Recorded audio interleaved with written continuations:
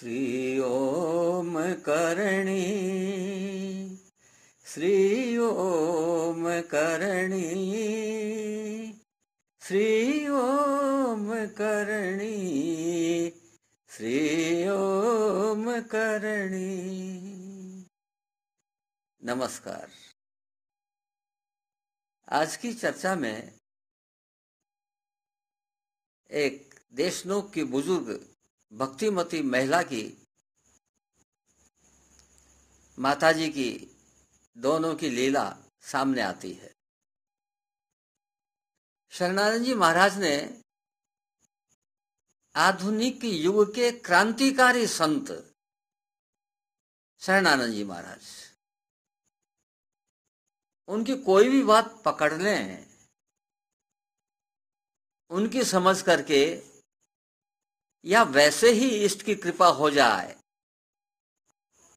तो बेड़ा पार हो जाए। 3 शब्द आपको बताता हूं, अपना लो इन 3 शब्दों को, दिन भर याद करते रहो। अभी, अपने और अपने में, ये 3 शब्द हैं। अभी, अपने और अपने में। क्या प्रभु अभी हैं? विश्वास करो, जिधर आपकी नजर जाए उधर प्रभु ही प्रभु के दर्शन अनुभव करो। आंख बंद कर लो तब भी अनुभव करो। तो प्रभु अभी हैं और प्रभु अपने हैं, ये दूसरा। यदि आपने पहला पकड़ लिया, इसका मतलब आप भोले नहीं हैं, ज्ञानी हैं। अब आप ज्ञानी की श्रेणी में आ गए कि प्रभु अभी हैं, और दूसरी श्रेणी है कि प्रभु अपने हैं। अब आप बड़े ज्ञानी हो गए, पहले वाले से अगली कक्षा में पहुंच गए, अपने में हैं। गीता में 4थे अध्याय के 11वें श्लोक में प्रभु क्या कहते हैं? ये यथा माम प्रपद्यन्ते तांस्तथैव भजाम्यहम्। जो मुझको जैसा भजता है मैं भी उसको वैसा ही भजता हूं। आपने समझ लिया कि प्रभु अपने हैं, तो प्रभु की तो हिम्मत ही नहीं कि वो आपको अपना न समझे। और प्रभु की एक कमजोरी है, उसको पकड़ लो, ध्यान में रखो।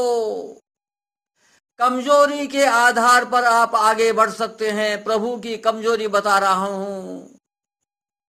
आपने कह दिया कि प्रभु अपने हैं, आप भूल सकते हैं इस बात को कि प्रभु अपने हैं। संसार में उलझ सकते हैं, माया में फंस सकते हैं। लेकिन प्रभु ने आपको एक दफा कह दिया है कि तू मेरा अपना है, तो प्रभु तो छोड़ना जानते ही नहीं। ये उनकी कमजोरी है कि वो जिसको पकड़ लेते हैं उसको छोड़ते नहीं। भटक जाए भले ही, लेकिन छोड़ेंगे नहीं। भटक जाए, कितना ही भटके, लेकिन छोड़ेंगे नहीं। और तीसरी बात शरणानंद जी महाराज की, अपने में है। कहां है प्रभु? अपने में ही है, अपने में ही देखो। ये पूर्ण ज्ञान की स्थिति है। ज्ञानी, बड़ा ज्ञानी, पूर्ण ज्ञानी। अभी है प्रभु, ज्ञानी हो गया। अपने में है, अपने हैं, ये बड़ा ज्ञानी हो गया। और अपने में है, ये पूर्ण ज्ञानी हो गया। एक महिला वैश्य परिवार की, नियमित रूप से माताजी के मंगला की झांकी के दर्शन करने आती। उस जमाने में कोई घड़ी तो हुआ नहीं करती भाई। कोई तारे के हिसाब से देखता है, कोई किसी अनुमान से देखता है कि हाँ भाई टाइम हो गया, और घर से चल देते हैं मंदिर के लिए। तो ऐसे ही वो एक दिन भ्रम के कारण से, भ्रांति के कारण से थोड़ी जल्दी घर से निकल गई, लगभग 2 बजे के आसपास होंगे। बाहर आई, चल रही है माताजी के जाने के लिए। रास्ते में उसको लगा ऐसा कि आज तो कोई माताजी के जाने वाला या और कोई है ही नहीं गली में। चलो अपने को तो जाना ही है, चल रही है। थोड़ी दूर चलती है, गलत दिशा में मुड़ गई। यह भटकाव है। तो भटकाव हुआ तो क्या हुआ, मां अभी है, अपनी है।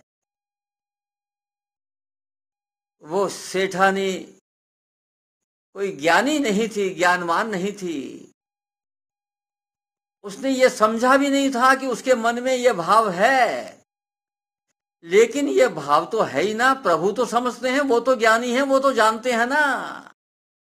भटक गई वो, और मंदिर के बजाय देश लोक के बाहर जंगल में चली गई। अब वो समझ रही है कि मैं क्या करूं, कहां जाऊं। वापस का रास्ता भी पता नहीं, मंदिर का रास्ता भी पता नहीं, सब भूल गई। अब तो कंफ्यूजन की स्थिति, भयंकर कंफ्यूजन मस्तिष्क में। लेकिन प्रभु इष्ट एक बार जिसको पकड़ लेता है, छोड़ता नहीं।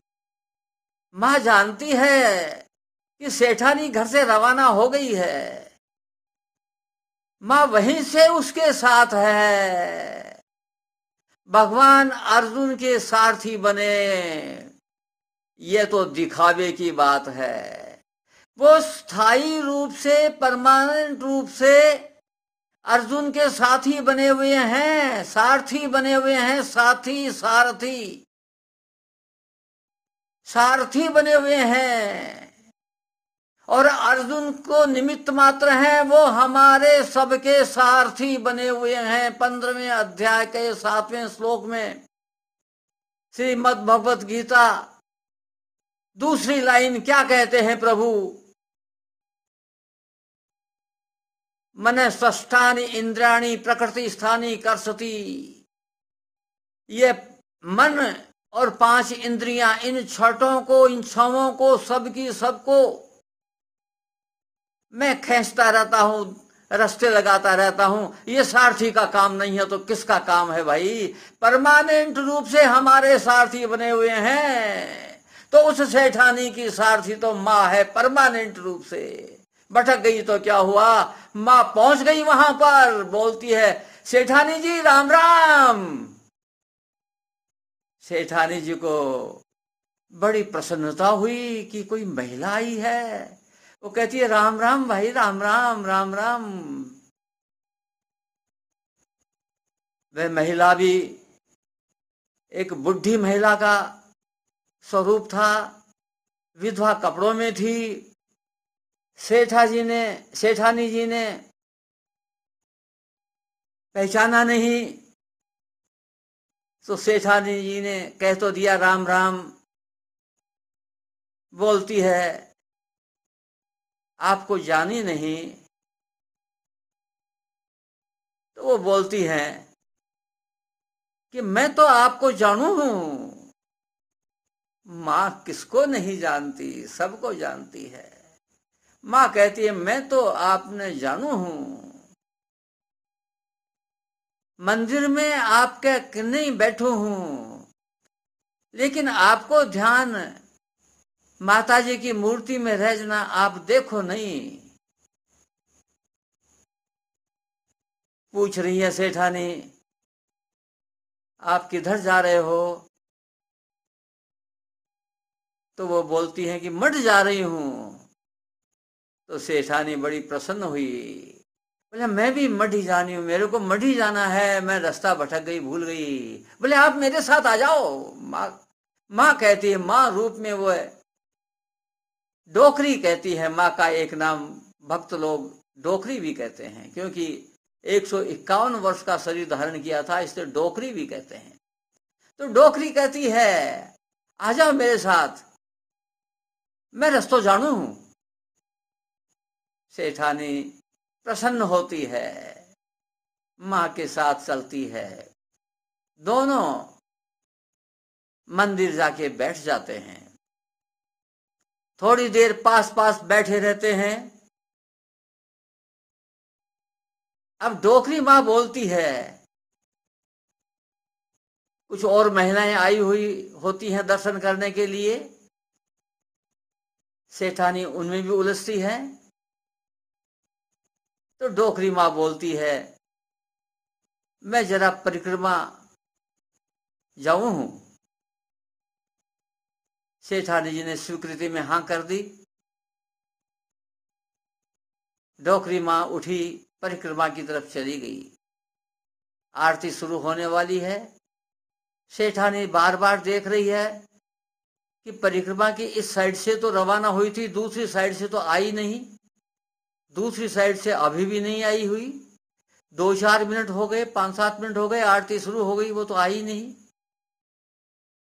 क्या हुआ, कहाँ गई? तब उसको होश आया, मां ने उसको होश दिलाया। गदगद हो गई, आंखों से अविरल अश्रुधारा बह गई।